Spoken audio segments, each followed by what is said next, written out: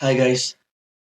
സത്യം പറഞ്ഞു കഴിഞ്ഞാൽ ഇതൊരു ക്വിക്ക് റിവ്യൂ ആയിരിക്കും. വളരെ ഷോർട്ടായിട്ട് എങ്ങനെ ചെയ്യാൻ പറ്റുമോ അതുപോലെ ചെയ്യാൻ വേണ്ടി മാക്സിമം ശ്രമിക്കാം. ഇതൊരു റോയിന്റെ റിവ്യൂ ആണ് ഇന്നത്തെ ഓക്കെ.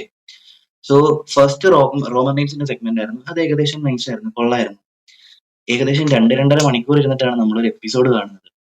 അപ്പം ഇത് ഇത് ഒരു എന്താ പറയണ്ടത്, നമുക്കൊരു തരം ശിക്ഷ എന്ന പോലെയാണ് ഇത് സാധനം ഇപ്പം ഇവരെടുത്തു വെച്ചിരിക്കുന്നത്.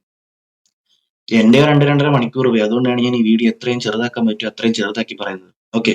സോ ഫസ്റ്റ് റോമൻ റെയിൻസിന്റെ സെഗ്മെന്റ് ആയിരുന്നു. അത് നമുക്ക് കണ്ടിരിക്കാം. ഒന്നും ഇല്ലെങ്കിൽ കൂടെ റോമൻ റെയിൻസിന്റെ സ്വാഗും ആ ഒരു സ്ക്രീൻ പ്രസൻസും ഒക്കെ കണ്ടിരിക്കാൻ നല്ല രസമാണ്. സോ അത് അങ്ങനെ കഴിഞ്ഞു പോയി.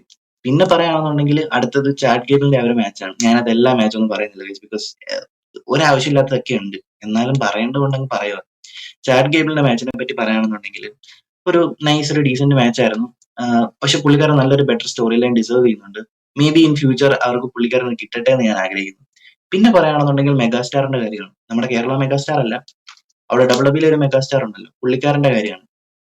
പുള്ളിയുടെ അവസ്ഥ വളരെ മോശമാണ് ഗയ്സ്. എന്താണ്, പുള്ളിക്കാരന് ഒരു ബെറ്റർ സ്റ്റോറി ലൈൻ ഇല്ല. പുള്ളി വരിക, അടിയുള്ള ആരെങ്കിലും എന്തെങ്കിലുമൊക്കെ മേടിക്കുക, പോവുക, ഒരിതും ഇല്ല. എന്തിനു വേണ്ടി തിളയ്ക്കുന്ന സാമ്പാർ എന്നല്ലാതെ എന്ത് പറയാൻ. ഈ സെയിം സാധനം തന്നെയാണ് ഈ ജുമാനോവിൻസിന്റെ ഓസ്റ്റൻ തീറയുടെ മാച്ചിലും. അതിങ്ങനെ ഒരു മാച്ചിന്റെ ആവശ്യം ഉണ്ടായിരുന്നു? ഒരു പ്രോപ്പർ ആയിട്ടുള്ള ഒരു എൻഡിങ് പോലും ഇല്ലാതെ എന്തൊക്കെയാ കാണിച്ചു കൂട്ടി അവസാനം അവര് വന്നു ഇവര് വന്നു, എന്തൊക്കെയാ നടക്കുന്നത്. ഇതെല്ലാം പോരാഞ്ഞിട്ട് ഒരു ഒലക്കേല മെയിൻ ഇവന്റ്. ഈ സാധനങ്ങളും കാണാൻ വേണ്ടിയിട്ടാണ് ഒക്കെ കാത്തിരുന്നത്. ഞാൻ ഓൾമോസ്റ്റ് ഈ നെറ്റ്ഫ്ലിക്സിൽ അതിങ്ങനെ നോക്കി വന്നപ്പോഴത്തേക്കും 8 മിനിറ്റ് ഇനി റിമൈനിങ് ആയിട്ടുള്ളൂ. അപ്പൊ ഞാൻ ആലോചിച്ചു, ഇനി മെയിൻ ഇവന്റ് എപ്പോ നടക്കും? ഇവരുടെ ഇൻട്രൻസും എല്ലാം കൂടെ കഴിഞ്ഞു കഴിഞ്ഞപ്പോഴത്തേക്കും പിന്നെ മാച്ച് ഒന്നും ഇല്ല. മാച്ചിന്റെ ലെങ്ത് 4.5 മിനിറ്റ്. ഒരു മെയിൻ ഇവന്റിന്റെ കാര്യമാണ് ഗൈസ് പറയുന്നത്. മെയിൻ ഇവന്റ്, ഡബ്ല്യുഡബ്ല്യുഇയുടെ റോ മെയിൻ ഇവന്റിന്റെ ഒരു മാച്ചിന്റെ ലെങ്ത് ആണ്. വാട്ട് എവർ, ഒബാഫെമി ജയിക്കുമെന്ന് നമുക്ക് എല്ലാവർക്കും അറിയാം. എങ്ങനെ ജയിക്കുമെന്ന് കണ്ടാൽ മതി. എന്നാലും ഇത്രയും കാശ് മുടക്കി കാണാൻ വരുന്ന ആളുകൾ, നമ്മളും കാശ് കൊടുത്തല്ലേ നെറ്റ്ഫ്ലിക്സ് റീചാർജ് ചെയ്യുന്നത്. സോ അപ്പൊ നമുക്ക് പറയാനുള്ള എല്ലാ ഇതുമുണ്ട്. ഇന്നത്തെ റോ എപ്പിസോഡിനെ പറ്റി പറയുകയാണെന്നുണ്ടെങ്കിൽ ഒന്നുമില്ല, ബൂം, വട്ടപൂജ്യം എന്നേ പറയാനുള്ളൂ. വട്ടപൂജ്യം. 5 മിനിറ്റ് ഒരു മെയിൻ ഇവന്റിന്, എനിക്ക് ചിന്തിക്കാൻ പോലും വയ്യ. 5 മിനിറ്റ് ഒരു മെയിൻ ഇവന്റ്. 5 മിനിറ്റ് ഇല്ല, 4.5 മിനിറ്റ്.